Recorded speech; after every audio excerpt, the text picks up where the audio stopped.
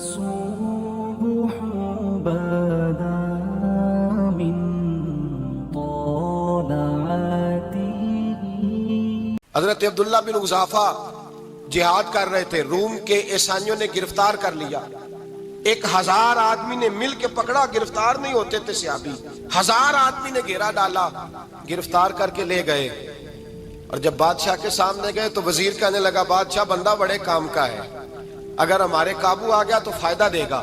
صحابی ہیں حضرت عبداللہ بن حذافہ، حضرت فاروق اعظم کا زمانہ ہے، اگر قابو آ گیا تو فائدہ دے گا. بادشاہ کہنے لگا کیوں، کیا خوبی ہے؟ کہنے لگے ہم 1000 آدمی تھے، یہ اکیلا قابو نہیں آ رہا تھا، 1000 آدمی تھے، اگر ہماری فوج میں شامل ہو گیا تو بہت بڑا جرنیل ملے گا. بادشاہ کہنے لگا کوئی مسئلہ نہیں، 2-3 چیزیں ہوتی ہیں بندے کو خریدنے کے لیے، خرید لیتے ہیں. بادشاہ کہنے لگا عبداللہ جتنی دولت تجھے چاہیے میں تجھے دے دیتا ہوں، میرے لشکر میں آ جا، معاذ اللہ اسلام چھوڑ دے. حضرت عبداللہ بن حذافہ کیا فرماتے ہیں؟ فرماتے ہیں بڑا تو بیوقوف ہے، میں نے دولت کمانی ہوتی تو مدینے میں بیٹھ کے تجارت کرتا، میں دولت کمانے نہیں نکلا، میں تو رسول اللہ کی رضا کمانے کے لیے نکلا ہوا ہوں. دولت کمانی ہوتی تو کسی مارکیٹ میں ہوتا، میدان میں آنا تھا. شہادت ہے مطلوب مقصود مومن، نہ مال غنیمت نہ کشور کشائی. یہ دولت تو لونڈی ہے رسول اللہ کے دروازے کی، یہ تو پیچھے پیچھے پھرتی ہے نبی پاک کے غلاموں. یہ کمانی ہوتی تو میں کسی مارکیٹ میں ہوتا، میدان میں تھوڑا ہوتا. عبداللہ بن حذافہ سے ایک دوسری چال چلی.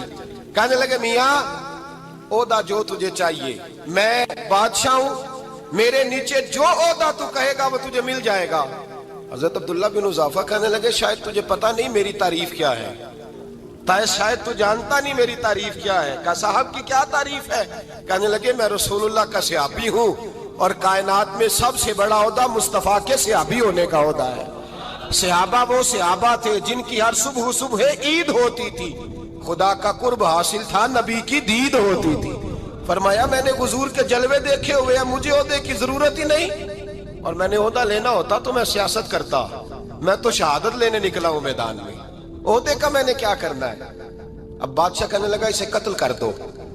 وزیر کہنے لگا نہیں، ایک بات اور ہے، مجھے ایک چال اور چلنے دو. کہا وہ کیا؟ کہنے لگے میری بیٹی بڑی خوبصورت ہے، مجھے موقع دو اپنی ہی بیٹی کو سجا بنا کے.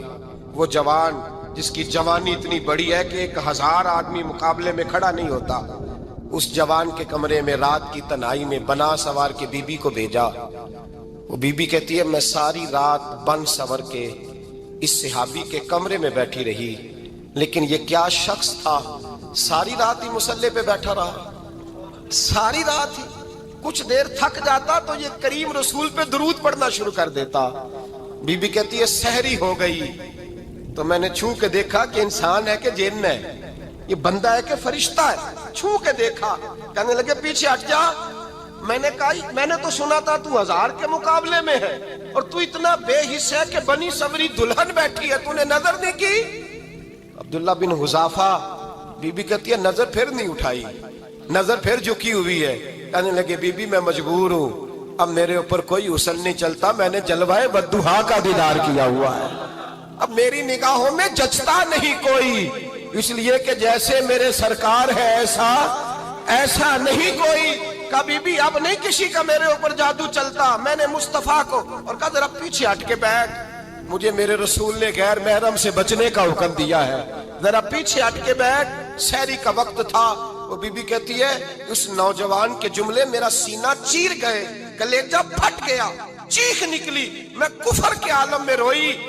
میں نے کہا مجھے بتا تو صحیح، آخر یہ جذبہ کہاں سے ملتا ہے، آخر یہ روشنی تو میں نے دیکھی نہیں، کہاں سے آتی ہے؟ ایک میرا باپ ہے جو بنا سور کے مجھے تیرے کمرے میں چھوڑ گیا، بتلا یہ کہاں سے کیف آتے ہیں؟ عبداللہ بن حذافہ کہنے لگے اگر کیف لینا ہے تو تو بھی میرے مصطفیٰ کا کلمہ پڑھ جا، آجا دروازے رسول پہ جھک جا، مل جائے گا. سویرے دروازے پہ باپ آیا بیٹی سے رزلٹ لینے، دروازہ کھولا تو بیٹی نقاب پہنے باہر آئی. باپ کہنے لگا کیا بنا؟ کہنے لگی پیچھے ہٹ جا، تو غیر محرم ہے، کافر ہے، میں مسلمان ہوں. اس نے کہا کیا ہوا؟ کہنے لگی تیرے جیسے کو باپ کہوں، تیرے جیسے کو جو مجھے استعمال کر رہا تھا. میں تجھے باپ نہیں مانتی، میں اب رسول والی ہو گئی، میں حضرت فاطمہ کی کنیزہ ہو گئی ہوں. میں اب نبی کریم کی خادمہ ہوں، خبردار میرے قریب نہ آنا۔ یہ دعو بھی ناکام ہوا۔ اب حضرت عبداللہ بن حذافہ کے سامنے موت کھڑی کی، ایک کڑا میں تیل گرم کیا، کہنے لگے تجھے اس میں جلایا جائے گا۔ حضرت عبداللہ بن حذافہ رضی اللہ تعالیٰ عنہ جب جلنے کے قریب ہوئے تو رونے لگے۔ روم کا بادشاہ کہنے لگا شاید ڈر گیا ہے، کہنے لگے اب سمجھ آئی ہے، اب تجھے پتا چلا ہے، چلا آ جا۔ حضرت عبداللہ بن حذافہ کہنے لگے تو کافر ہے، تیری کافروں والی سوچ ہے، اس لیے نہیں رویا کہ موت سے ڈر گیا ہوں، میں تو اس لیے رویا ہوں کہ ایک جان ہے، وہ نبی پاک پہ قربان ہو رہی ہے، کاش رب مجھے 1000 جان دیتا، میں ساری مصطفیٰ پہ قربان کر دیتا۔ فاضل بریلوی فرماتے ہیں کروں تیرے نام پہ جاں فدا، نہ بس ایک جاں 2 جہاں فدا، اور میرا 2 جہاں سے بھی نہیں جی بھرا، میں کروں کیا کہ کروڑوں جہاں نہیں۔ اور میاں صاحب فرماتے ہیں وہ کچا رنگ للاری والا جیڑا چڑھدا لیندا رہندا، اے عشق تیرے دا رنگ محمد چڑھ جائے پھر نہیں لیندا، عشق تیرے دا رنگ محمد چڑھ جائے پھر اے نہیں لیندا۔ میرے بھائی وہ روم کا بادشاہ کہنے لگا دنیا میں نے بھی بڑی دیکھی ہے، پر جیسے پاک صاف مصطفیٰ کے غلام دیکھے ایسا میں نے کوئی نہیں دیکھا۔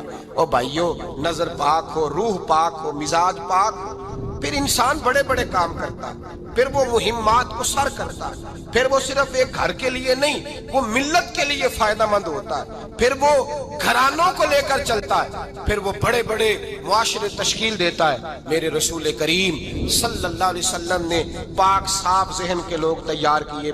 حضرت مرثد فرماتے ہیں میں ایک عورت پہ عاشق تھا، جب کلمہ پڑھا نبی پاک نے میری پشت پہ ہاتھ پھیرا، میں نے کہا حضور کوئی نصیحت؟ نبی پاک نے فرمایا نظر کو پاک رکھنا۔ آپ فرماتے ہیں عورتیں میرے پیچھے بھاگا کرتی تھیں اور مجھے کہا کرتی تھی اب تو دیکھتا کیوں نہیں؟ تو میں نے کہا پتا مجھے بھی نہیں، مصطفیٰ کی ایک نظر ہوئی ہے رب نے سارے محل کو چہل دور فرما دیے، سارا کچھ ہی بدل گیا۔ ملت کے جوانوں یاد رکھو اس بات کو، یہ پاکیزگی، یہ نظر، یہ پاکیزگی، یہ مزاج، یہ انسان سے بڑے کام کرا لیتی ہے، اور اگر تیری نظر ناپاک رہتی ہے پھر تو کچھ نہیں کر سکتا، پھر تیری زندگی ایک ایسے قید خانے میں قید ہو گئی ہے جو تجھے 2 قدم بھی نہیں چلنے دے گی۔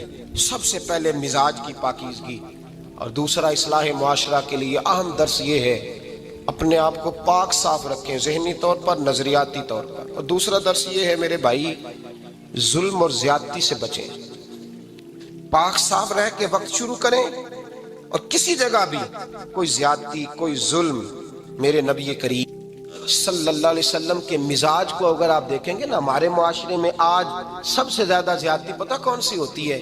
لوگ عزتیں پامال کرتے ہیں، بدگمانیاں کرتے ہیں۔ ابو جہل یہ کام کرتا تھا کہ وہ نبی پاک صلی اللہ علیہ وسلم پر، صحابہ پر معاذ اللہ شخصی اعتراضات کرتا تھا، شخصی۔ عزیزو، جب آدمی کا کسی سے اختلاف ہوتا ہے نا، یا کسی کو پسند نہیں کرتا یا کسی کو ریجیکٹ کرنا چاہتا ہے تو شخصی اعتراضات کرتا ہے، نیچے اترتا ہے، کمزور بات کرتا ہے، چھوٹی بات کرتا ہے۔ اور ہمارے زمانے میں تو یہ کام حسد کی وجہ سے ہوتا ہے، بڑے بڑے جماعتیں ٹوٹ جاتی ہیں، ملتوں کا شرازہ بکھر جاتا ہے، لیکن لوگ اپنی اس حرکت سے باز نہیں آتے، ساری زندگی ذاتی اور نجی اعتراضات کرتے رہے۔ ابو جہل کے اندر ہزاروں عیب پائے جاتے تھے، شرابی بھی تھا، بدکار بھی تھا، بے حیا بھی تھا، ظالم بھی تھا۔ میرے نبی پاک صلی اللہ علیہ وسلم نے اسے دین کا پیغام دیا ہے، لیکن تاریخ کی کسی کتاب میں آپ کو یہ نہیں ملے گا کہ حضور نے کبھی اس کی شخصیت پر اعتراض کیا ہو۔ یہ فرمایا ہے کہ بڑا فرعون ہے اس امت کا، لیکن نیچے اتر کر کبھی اس کی ذاتی اور شخصی زندگی پر کوئی زیادتی صحابہ کی طرف سے اور نبی پاک کی طرف سے، بہت بڑی بات سمجھا رہا ہوں اگر آپ کی سمجھ میں آئے تو، ہم ذاتیات پر اترتے ہیں، ذات پر اتر کر زیادتی کرتے ہیں، ذات پر۔ ہمارا اب ظلم نجی سطح سے شروع ہو رہا ہے اور پوری ملت کو لپیٹ میں لے رہا ہے، پوری ملت کو۔ چھوٹی چھوٹی زیادتیاں ہیں جو پورے معاشرے کو اپنی لپیٹ میں لیتی ہیں۔ میرے نبی کریم علیہ السلام نے جو دین ہمیں دیا ہے وہ خیر خواہی کا مذہب ہے، وہ بھلا کرنے کا مذہب ہے، وہ کام آنے کا مذہب ہے، وہ ظلم سے بچنے کا مذہب ہے۔ میرے نبی پاک نے فرمایا ظلم سے بچ جانا، قیامت کے اندھیروں میں جو بڑا اندھیرا ہوگا وہ ظلم ہوگا۔ اصلاح معاشرہ کانفرنس کا پہلا سبق میں نے عرض کیا کہ نظر کو، ذہن کو، سوچ کو پاک رکھیں، اور دوسرا زندگی میں کبھی زیادتی نہ کریں، کبھی بھی۔ اپنے مخالف پر بھی کبھی شخصی ذاتی اور نجی اعتراضات نہ کریں. یہ انسان کے اندر کا ظلم ہوتا ہے. ہمارے گھروں کے اندر سے ظلم جنم لینے لگا ہے. روز بہو پہ تیل چھڑکا جاتا ہے, روز کسی نہ کسی شہر سے, اپنے ہی گھر سے, اپنے ہی چراغ کو بند کرنے کی خبر نکلتی ہے. سڑکوں پہ, چوکوں پہ, چوراہوں میں غریب مسلے جاتے ہیں. جس کے ہاتھ جہاں تک پہنچتے ہیں وہ وہاں تک معاذ اللہ زیادتی کر گزرتا ہے. اگر قوم ظلم سے بچنے لگے, زیادتی سے بچنے لگے, تکلیف دینے سے بچنے لگے تو معاشرہ سنور جائے گا. میرے رسول کریم علیہ السلام نے اپنے غلاموں سے پوچھا تھا, بتاؤ مفلس کون ہوتا ہے؟ کون ہے جس کے پاس کچھ نہیں ہوتا؟ صحابہ نے کہا یا رسول اللہ جس کے پاس پیسے نہ ہو. بخاری مسلم متفق علیہ حدیث ہے. نبی کریم نے فرمایا نا بھائی, مفلس تو وہ ہوگا جو قیامت کے دن احد پہاڑ کے برابر نیکیاں لے کے آئے گا. یا رسول اللہ اتنی نیکیاں پھر بھی مفلس ہے, پھر بھی غریب ہے؟ تو نبی پاک نے فرمایا نیکیاں پہاڑ کے برابر ہیں پر اس نے چغلیاں بڑی کی ہیں, غیبتیں بڑی کی ہیں, مذاق بڑے اڑائے, اس نے لوگوں پر پھبتیاں بڑی کسی, تان و تشنی بڑے کیے, ظلم بڑے کیے, گالی بڑی دی, لوگوں کے بارے میں بری باتیں کی. اب رب کریم نے وہ ساری نیکیاں ان لوگوں میں بانٹ دی. یہ مفلس ہو گیا, غریب ہو گیا. زیادتی نہیں کریں, ظلم نہ کریں. اپنی نجی زندگی سے لے کر, گھر کے اندر سے لے کر اجتماعی زندگی تک زیادتی سے بچیں. میرے نبی کریم علیہ السلام نے اپنے غلاموں کو یہ درس دیا ہے, دیکھنا کبھی زیادتی نہ ہونے پائے, دیکھنا کہیں ظلم نہ ہونے پائے, دیکھنا کسی شخص کو تمہارے قول فعل سے, تمہارے مزاج سے تکلیف نہ پہنچے. میرے بھائیوں, حضرت وہب ابن منبہ علیہ رحمہ فرماتے ہیں کہ بنی اسرائیل کے اندر ایک بادشاہ محل بنانے جا رہا تھا.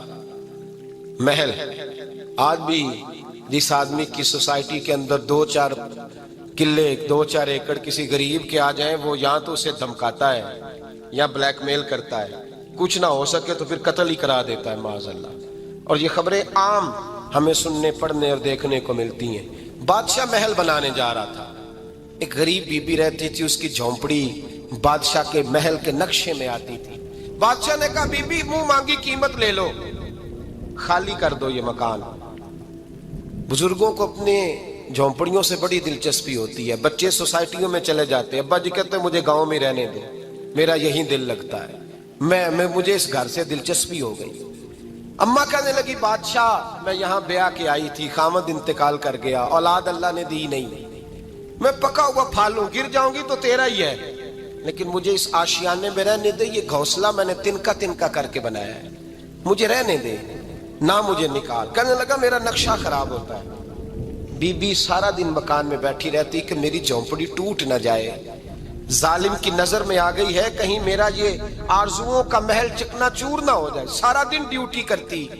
بادشاہ نے بھی 2-4 سپاہی کھڑے کر دیے, جب گھر سے نکلے تو بلڈوز کر دینا, مکان کو گرا دینا. وہ خاتون کتنی دن بندہ بیٹھ سکتا ہے. ایک دن سر شام گھر سے نکلی, 2-1 گھنٹے کے بعد واپس آئی تو مکان گر گیا تھا, دیوار بن گئی تھی. حضرت وہب ابن منبہ فرماتے ہیں بس اس نے دعا کی تو رب کریم نے وہ شہر سارا تباہ کر دیا. اس بی بی نے 2 جملے کہے تو الٹ پلٹ دیا وہ سارا شہر. میرے نبی کریم علیہ السلام نے فرمایا جب مظلوم کے ہاتھ دعا کے لیے اٹھتے ہیں تو عرش کا مالک آسمان سے کہتا ہے کھول دے سارے دروازے, اس کے بیچ کوئی پردہ نہیں رہنا چاہیے, آنے دے. مظلوم ہے, اس پر ظلم ہوا ہے. لوگ کہتے ہیں میں بے چین رہتا ہوں صاحب, مولانا صاحب, پیر صاحب, وہ گھر کے ایک کونے سے چیخنے کی آواز آتی ہے, کوئی دم مل جائے, کوئی تعویذ ہو جائے, کچھ ایسا ہو جائے کہ بچت ہو جائے, کوئی ایسی پھونک لگ جائے کہ آرام آ جائے. تو میں کہتا ہوں بھائی اگر بڑے دم کرانے سے بھی فرق نہیں پڑا, اگر بڑے تعویذ لینے سے بھی چیخیں بند نہیں ہوئی, تو ذرا ٹٹول کے دیکھ لو کہیں کسی یتیم کی آہیں ہی نہ دفن ہو وہاں, کہیں کسی غریب کا گوشت تو نہیں دبا لیا, کہیں کسی کو لوٹ کے تو دیوار نہیں بنا لی, کہیں کسی کا مکان پہ قبضہ کر کے تو نہیں بنایا. اگر لوٹ اور حرام کا مال ہو تو پھر چیخیں بند نہیں ہوتی, پھر سکون سے سویا نہیں جاتا, پھر وہاں آرام کی نیند نہیں آتی. حضرت وہب ابن منبہ فرماتے ہیں بی بی آئی اور آ کر کے اس نے جب دیکھا میرا گھر ٹوٹ گیا ہے, محل ٹوٹ گیا ہے, حالات بدل گئے ہیں, تو خاتون آتی ہے اور میرے بھائی دعا کی تو اس نے انداز ہی بدل کے رکھ دیے. مکان سے نکلی تو مکان ٹوٹ گیا, اور فرماتے ہیں واپس آئی تو ہاتھ پھیلا کے پتہ کیا کہتی ہے, کہتی اے اللہ میں تو موجود نہیں تھی، بتا تو کہاں گیا تھا؟ تو بھی موجود نہیں تھا، میں تو نہیں تھی، پر تو کہاں تھا؟ بس رب کریم نے حضرت جبریل کو حکم دیا، فرمایا یہ بستی الٹ دو، ساری تباہ کر دو، یہ لوگ نہیں رہنے چاہیے، جو ظلم تو سہتے ہیں بغاوت نہیں کرتے، نہیں رہنے چاہیے۔ صاحب طبقات کہتے ہیں میرے مصطفیٰ کریم سید عالم صلی اللہ علیہ وسلم کے وصال ظاہری کے ایام قریب آئے تو حضور نے سرخ پٹی باندھی، تیز بخار ہے نبی کریم کو، 2 صحابہ سہارا دے کے مسجد میں لائے، نبی پاک علیہ السلام کو بظاہر سہارا دے کے لایا گیا۔ کریم رسول نے لوگوں کو جمع کیا، حضور آج کیا ہونے والا ہے، آج کیا کہا جائے گا، آج کس لیے میٹنگ بلائی ہے؟ نبی کریم کے کل صحابہ جب مسجد میں جمع ہوئے تو کھچا کھچ مسجد بھری ہے۔ وصال ظاہری سے چند یوم پہلے کی بات، نبی پاک نے فرمایا آج تمہیں کوئی جہاد کی ترغیب نہیں دینی، آج کوئی نیا پیغام نہیں دینا، آج تمہیں بتانا ہے کہ رب نے اپنے بندے کو اختیار دیا ہے، چاہے تو دنیا میں رہے، چاہے تو اس کی بارگاہ میں حاضر ہو جائے۔ اس عبد نے بارگاہ ربوبیت کی طرف لوٹنے کا ارادہ کر لیا ہے۔ حضرت صدیق اکبر رونے لگے تو صحابہ نے کہا تمہیں کیا ہوا؟ کہنے لگے سمجھ نہیں رہے، کسی کی بات نہیں کر رہے، نبی پاک تو اپنی بات فرما رہے ہیں، اس نے جانے کا ارادہ کر لیا۔ سنیے میرے بھائی، محبوب پاک نے فرمایا بھائی کسی شخص کو میری طرف سے کوئی تکلیف پہنچی ہو تو بدلہ لے سکتا ہے، بدلہ لے سکتا ہے، کسی کو تکلیف پہنچی ہو۔ صحابہ پھوٹ کے رونے لگے، محبوبہ کرم ہی کرم ہوا ہے، رحمت ہی رحمت آئی، آپ کے بارے میں گمان کرنے والا بھی دائرہ ایمان سے نکل جائے گا۔ حضور آپ کیا فرما رہے ہیں؟ فرمایا نہیں بھئی اٹھو۔ پیچھے سے جناب عکاشہ بن محصن اٹھے، ہاتھ کانپتے ہیں، آگے بڑھے، کہنے لگے یا رسول اللہ ایک جنگ کے موقع پر آپ نے درہ مارا تھا، ننگی پیٹھ پر صفیں سیدھی کراتے، بات دل میں رہ گئی ہے، میں نے بدلہ لینا ہے۔ نبی کریم نے فرمایا بلال دوڑ کے جاؤ، فاطمہ کے گھر درہ پڑا ہے، درہ لاؤ۔ سیدنا بلال حبشی کہتے میں گیا، دستک دی، سیدہ طیبہ طاہرہ حضرت فاطمہ فرمانے لگی بلال کیسے آئے ہو؟ اماں جی وہ درہ چاہیے تھا۔ سیدہ کو تشویش ہوئی، کہنے لگے بلال نہ تو جنگ پہ جانا ہے، نہ جہاد ہے، نہ کوئی ایسا موقع ہے، حضور کی تو طبیعت مبارک بظاہر بڑی علیل ہے، درہ کیا کریں گے؟ حضرت بلال عرض کرنے لگے اماں جی ایک صحابی بدلہ لینے لگے ہیں، صاحب طبقات نے جملے لکھے ہیں، کہتے ہیں بی بی صاحبہ نے درہ بھی دیا اور امام حسن حسین کو بھی باہر نکالا۔ فرمانے لگی عکاشہ سے کہنا 100 درے مارے، ان 2 شہزادوں کے جسم پر نبی پاک کے قریب نہ جائے، میں نے 2 بچے پیدا ہی اپنے محبوب پر قربان کرنے کے لیے کیے، ان کو لے جا۔ حضرت بلال کہتے ہیں میں 2 شہزادے لے کے آیا، اور جب دروازے میں میں لے کے پہنچا تو نبی پاک نے دیکھا تو آنکھوں میں آنسو آ گئے، فرمایا ان کو بٹھا دو، مجھے پتہ ہے فاطمہ نے کیا کہہ کے بھیجا ہے۔ حضرت سیدنا بلال فرماتے ہیں درہ میں نے جناب عکاشہ کو دیا، حضرت عکاشہ درہ لے کے آگے جو بڑھے تو حضرت ابو بکر صدیق نے ان کے پیروں پہ ہاتھ رکھا، فرمایا عکاشہ میری طرف آ یار، مجھے مار درے، نبی پاک کے قریب نہ جا۔ مصطفیٰ کریم نے فرمایا ابو بکر تو ہٹ جا، اسے آنے دے۔ فرماتے ہیں میں چند قدم آگے گیا تو مولا علی شیر خدا نے میرے پیر پہ ہاتھ رکھا، کہنے لگے عکاشہ سوچ تو صحیح تو کیا کر رہا ہے؟ حضور نے فرمایا علی ہٹ جاؤ، میرا اور ان کا معاملہ ہے۔ جناب عکاشہ آگے بڑھ رہے، نبی کریم نے فرمایا میں اپنی امت کو درس دینا چاہتا ہوں، خبردار خبردار زندگی میں تمہارے ہاتھ سے زبان سے کسی کو تکلیف نہ پہنچنے پائے، خبردار یاد رکھنا وہ معاشرے بگڑ جاتے ہیں، وہ معاشرے تباہ کر دیے جاتے ہیں جہاں ظلم ہوتا ہے، جہاں زیادتی ہوتی ہے، جہاں لوگوں کو ستایا جاتا ہے۔ محبوب کریم کے قریب آئے حضرت عکاشہ کہ حضور میری پیٹھ ننگی تھی، آپ بھی ذرا کپڑا ہٹائیے۔ نبی کریم نے پیٹھ سے کپڑا ہٹایا، جناب عکاشہ نے درہ جو اٹھایا تو صحابہ کی چیخیں نکلی، حضرت عکاشہ نے درہ دور پھینکا، حضور کے بطن اطہر سے لپٹ گئے، چومنے لگے، کہنے لگے حضور وہ تو صفیں سیدھی کراتے لگ گیا تھا، آپ نے کہاں مارا تھا؟ یا رسول اللہ میں تو بہانہ بنا رہا تھا کہ جاتی دفعہ مجھے وجود چومنے کا موقع نصیب ہو جائے، مجھے یہ موقع نصیب ہو جائے۔ میرے حبیب نے فرمایا جس نے جنتی دیکھنا ہو میرے عکاشہ کی زیارت کر لے۔ بھائی ظلم کا دروازہ کھلا ہوا ہے اور لوگ بھول جاتے ہیں زیادتی کرتے ہوئے، وہ بہو سے ہی کیوں نہ کریں، وہ اپنے گھر کے بھول جاتے ہیں کہ شاید پوچھنے والا کوئی نہیں، شاید میزان نہیں لگے گا۔ ایران کے بادشاہ نے اپنے بیٹے کو پڑھانے کے لیے ایک استاد صاحب کا بندوبست کیا، استاد صاحب کو کہا کہ میرے بچے کو دین پڑھائیے، میں چاہتا ہوں کل اس نے انعام حکومت کو سنبھالنا ہے تو یہ دین سے آگاہ ہو جائے، اس کو کچھ سکھائیے، پڑھائیے۔ بہت نیک بزرگ بڑے درویش عالم پڑھانے لگے، اسباق مکمل ہو گئے، دین کے اسباق قرآن مجید پڑھایا، احادیث طیبہ کا درس دیا، اصول فقہ سے روشناس کرایا۔ جب بچے نے مکمل تعلیم حاصل کر لی اور آمین ہو گئی، دستار ہو گئی، فارغ ہو گئے، تو پھر ایک دن استاد صاحب نے کہا بیٹے کل تم نے ضرور آنا ہے، کچھ بات کرنی ہے۔ شہزادہ گیا ملنے استاد صاحب سے، استاد صاحب نے کنڈی لگا لی، ہاتھ میں درہ پکڑ لیا، مار مار کے پورے وجود کو زخمی کر دیا، کوئی غلطی نہیں، کوئی بات نہیں، مارا۔ اب بچہ آیا آ کے بادشاہ سلامت سے کہا کہ ابا جی سمجھ نہیں آئی، بڑا مارا ہے استاد۔ تو سیانے تھے نا بادشاہ، یہاں تو قاری صاحب روز کٹہرے میں کھڑے ہوتے ہیں، مولوی صاحب آپ نے میرے بچے کو کیوں مارا ہے؟ آپ 8,000 کے مولوی ہیں، میرا کئی کروڑ کا بچہ ہے، سویرے بدل لیں گے، خبردار آپ نے بچے کو ہاتھ لگایا، اپنی حیثیت میں رہے معاذ۔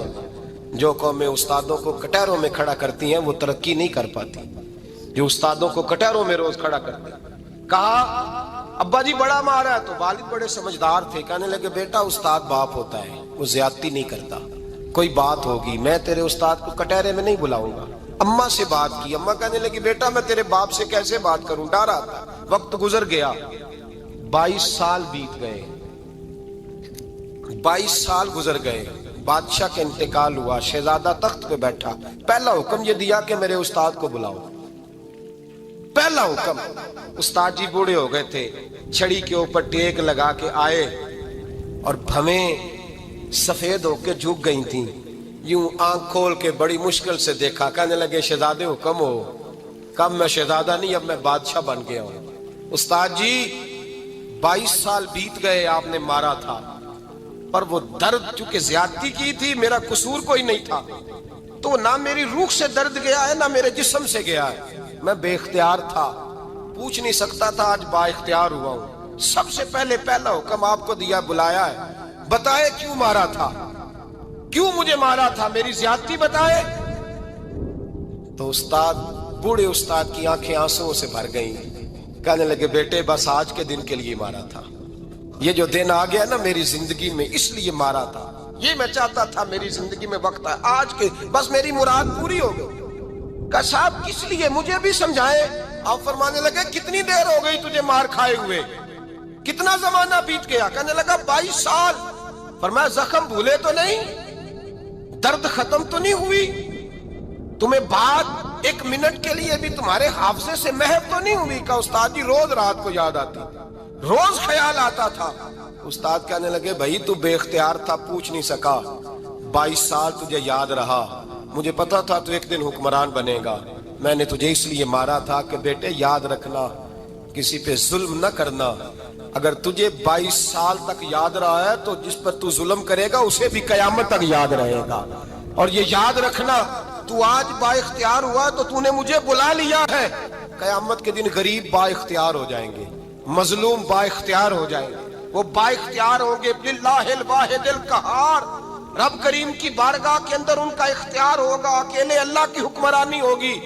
پھر وہ بلائیں گے بڑے بڑے کج کلا، دنیا میں جن کی پگڑیاں اونچی تھیں وہ سر جھکائے کھڑے ہوں گے، دنیا میں جو ڈکٹیٹر بنتے تھے ان کی پشتیں لال ہوں گی، ان کو غدار لکھا جائے گا، قیامت تک نہیں بھولے گا۔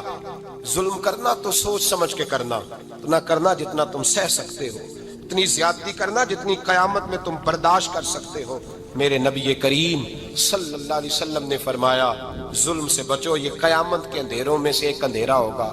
زندگی میں زیادتی نہ کریں، اگر تھوڑی دیر کے لیے کوئی چیز برداشت کر جائیں گے تو وہ فائدہ دے جائے گی، کچھ دیر کے لیے اگر سہ جائیں گے تو نفع مل جائے گا۔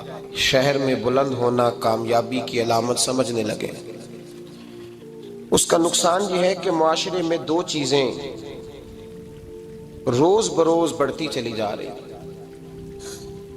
ایک ہے بے حیائی، فحاشی، عریانی، روز ایک نیا دروازہ کھلتا ہے، اس کا روز نیا دروازہ کھلتا ہے۔ اب تو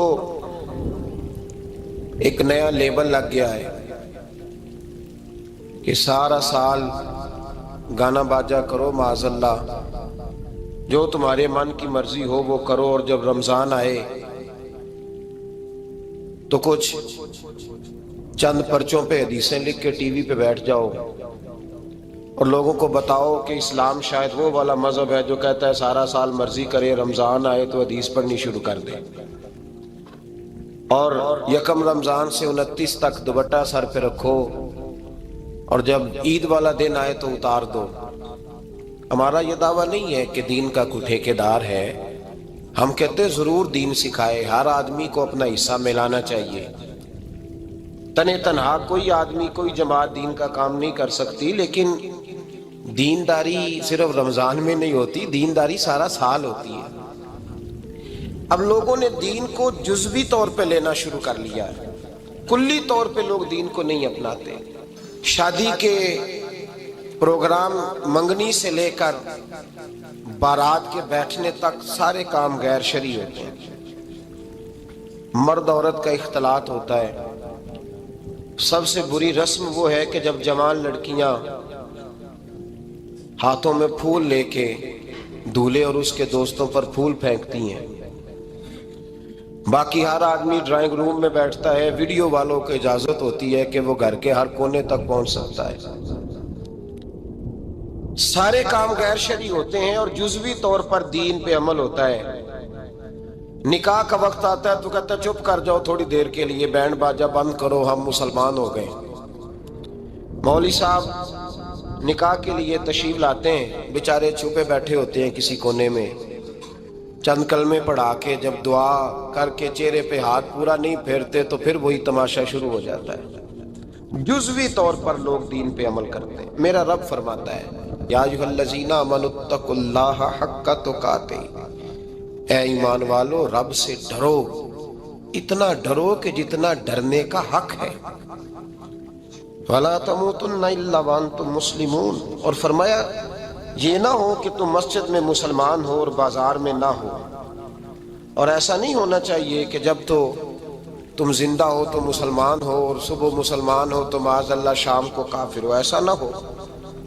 فرمایا تم نے کلمہ پڑھا ہے تو میرے محبوب کے غلام وہ مرتے دم تک مسلمان ہی رہنا، اب مرتے دم تک مسلمان رہنا، دیکھنا دامن دین تمہارے ہاتھ سے چھوٹ نہ جائے۔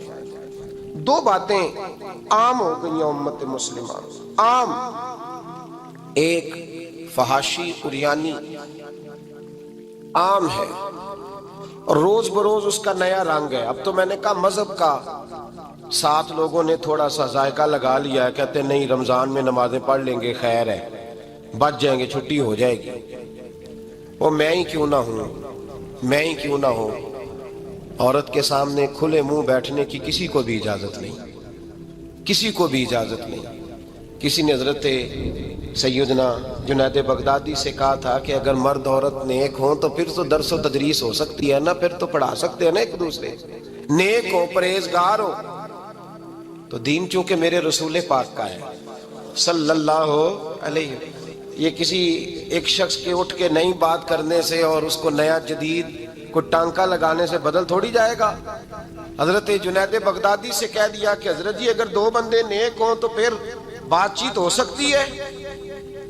تو حضرت جنید بغدادی فرمانے لگے پڑھانے والے حسن بصری ہوں اور پڑھانے والی رابعہ بصری ہو تو پھر بھی ان کو اجازت نہیں ہے، پھر بھی اجازت نہیں کہ بے پردہ ایک دوسرے کے سامنے بیٹھیں، پھر بھی ان کو اجازت، بے پردگی کی پھر بھی اجازت نہیں۔ اور میرے اعلیٰ حضرت امام اہل سنت فاضل و محدث بریلوی، دین کا اتنا بڑا سپاہی آپ کو ڈھونڈنے سے نہیں ملے گا جتنا اللہ نے بریلی میں بڑا پیدا فرمایا ہے۔ اور ہر محاذ پر کسی نے کہا حضرت جی بے پردہ بی بی مزار پہ جا سکتی ہے، اجازت ہے؟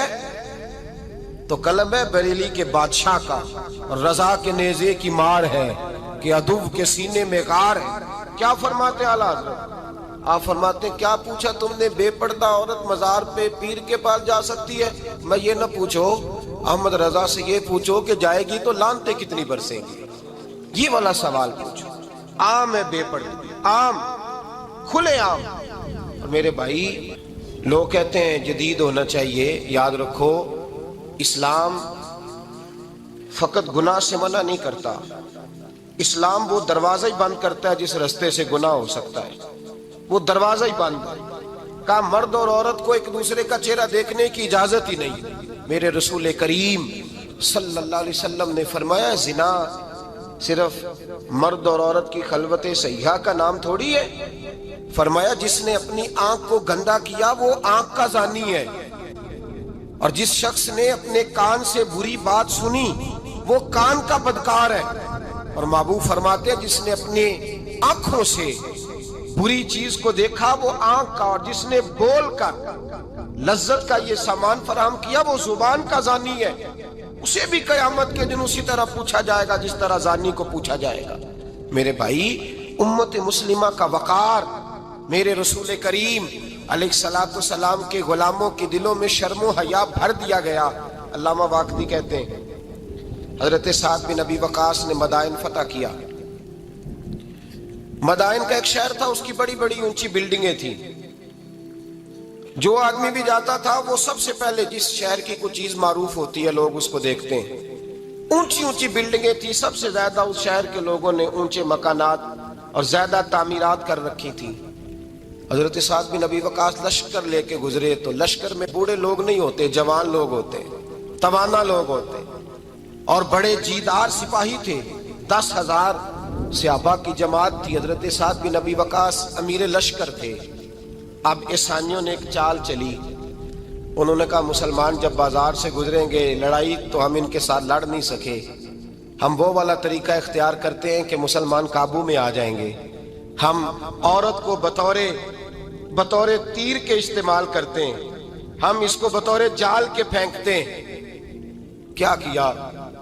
عورتوں کے ہاتھوں میں پھول دیے، پلیٹیں پکڑائیں، بلڈنگوں کی چھتوں پہ کھڑا کر دیا، فرمایا تم ان پر پھول پھینکنا، اگر 2-4 سپاہی بھی ہم اپنے قابو میں کرنے میں کامیاب ہو گئے تو دراڑ تو پڑ گئی نا، تم ان پر پھول پھینکنا۔ یہ دیکھیں رسم چلی کہاں سے، ہم نے اپنا لی ہے، چلی کہاں سے اور ہم نے اس کو اخذ کر لیا، رواج بن گیا۔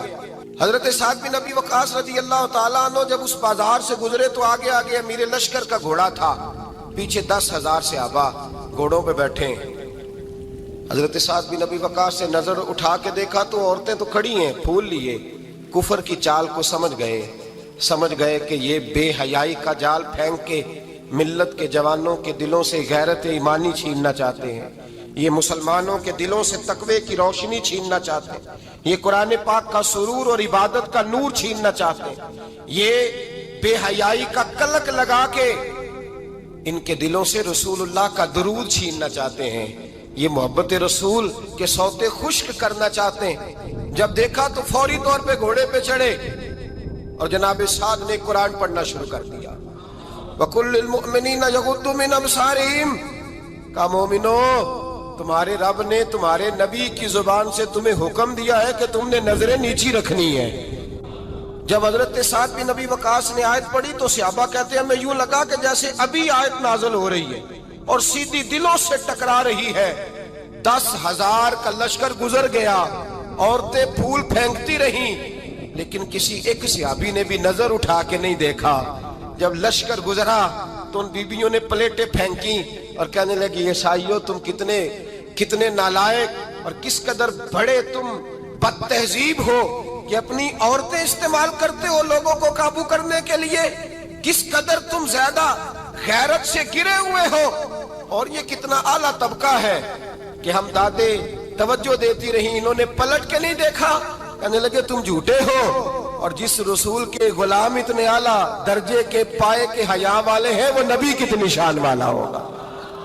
بیبیوں نے کلمہ پڑھنا شروع کر دیا۔ بھائی یاد رکھیں یہ جو آج جگہ جگہ مسلمانوں کے خلاف کفر کی سازش ہے، میری ملت کا جوان روز رات کو 10 میسج ٹائپ کرتا ہے، یہ روز رات کو 20 نمبر اپنے موبائل پہ رکھتا ہے اور فخر کے ساتھ بیان کرتا ہے، اور بڑی تکلیف کے ساتھ بات کہنی پڑتی ہے کہ اس کے ابا جی کو بھی پتا ہے کہ بچے کے موبائل میں نمبر ہیں، اس کے گھر والوں کو بھی پتا ہے، اور لوگ ہیں کہ اس کو ایک شغل سمجھ کے، ایک چھوٹا سا بچے کا شوق سمجھ کے اس کو درگزر کر رہے ہیں۔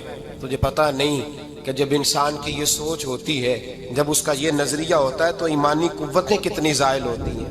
جب نوجوان کی نظر کے اندر عیب پیدا ہوتا ہے تو پھر اس سے نماز کی لذت جاتی رہتی ہے، قرآن پاک کا ذائقہ جاتا رہتا ہے، درود پاک کا ذائقہ جاتا رہتا ہے۔ اٹھائیے مسند امام احمد بن حنبل، میرے رسول کریم صلی اللہ علیہ وسلم کی بارگاہ میں صحابی نے آ کے عرض کی، یا رسول اللہ میں بڑی اچھے طریقے سے وضو کرتا ہوں، ٹائم نکال کے مسجد آتا ہوں، حضور میں پابندی سے پڑھنے کی کوشش کرتا ہوں، لیکن اے معصوم آمنہ، یا رسول اللہ میرا نماز میں دل نہیں لگتا، حضور میری طبیعت نہیں جمتی، میرا دوڑ جانے کو دل کرتا ہے، کوئی نسخہ بتلائیے۔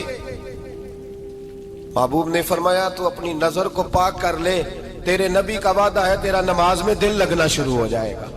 اپنی نظر میں پاکیزگی پیدا کر۔ محمد بن قاسم آئے، اگر یہ بات آپ کی سمجھ میں آ گئی تو حد ہو گئی۔ محمد بن قاسم جب یہاں آئے نا ہندوستان میں، تو عجیب واقعہ لکھا ہے ان کے حالات میں۔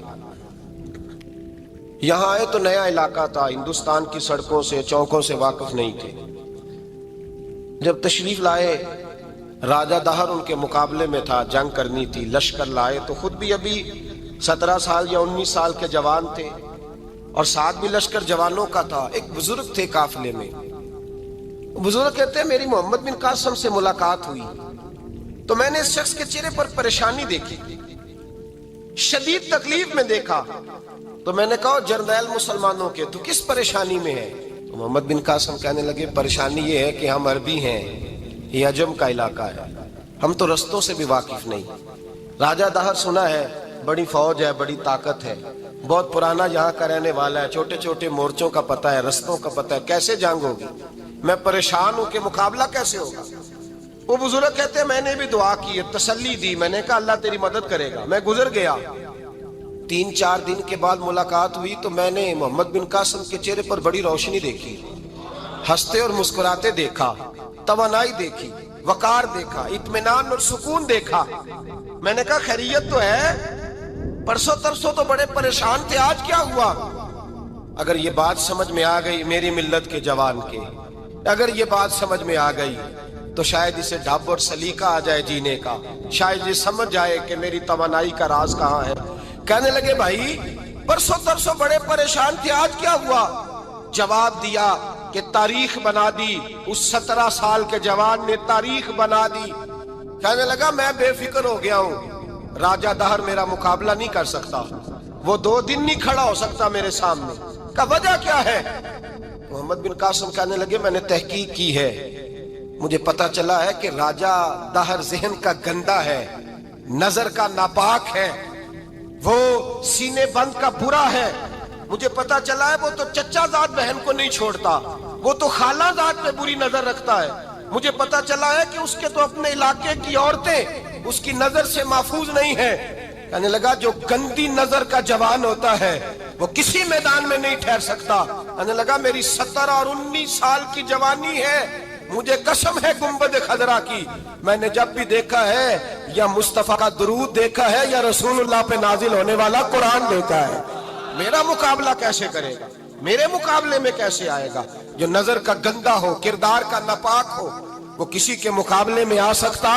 اور ملت کے جوان یاد رکھ، جب تک نظریں ناپاک ہوتی ہیں اس وقت تک وجود کمزور ہوتے ہیں، جب تک نظریں ناپاک ہوتی ہیں ارادوں میں دراڑیں ہوتی ہیں، جب نظریں ناپاک ہوتی ہیں پھر عقیدے متزلزل ہوتے ہیں، جب نظریں ناپاک ہوتی ہیں پھر انسان کوئی بھی مہم سر نہیں کر سکتا۔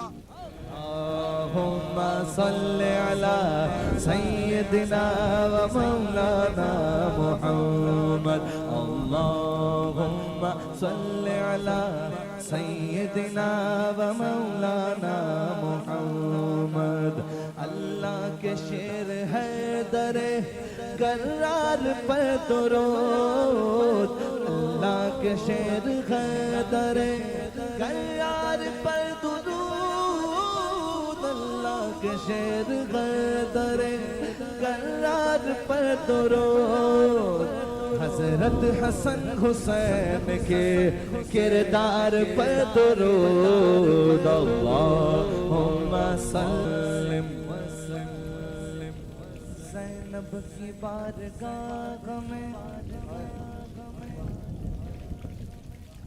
زینب کی بارگاہ میں، زینب کی بارگاہ میں، زینب کی بارگاہ میں سلام نیاز ہے زینب کی بارگاہ میں سلام نیاز ہے جو مرتضیٰ کی لاڈلی زہرا کا ناز ہے اللہم صلی علی سیدنا و مولانا محمد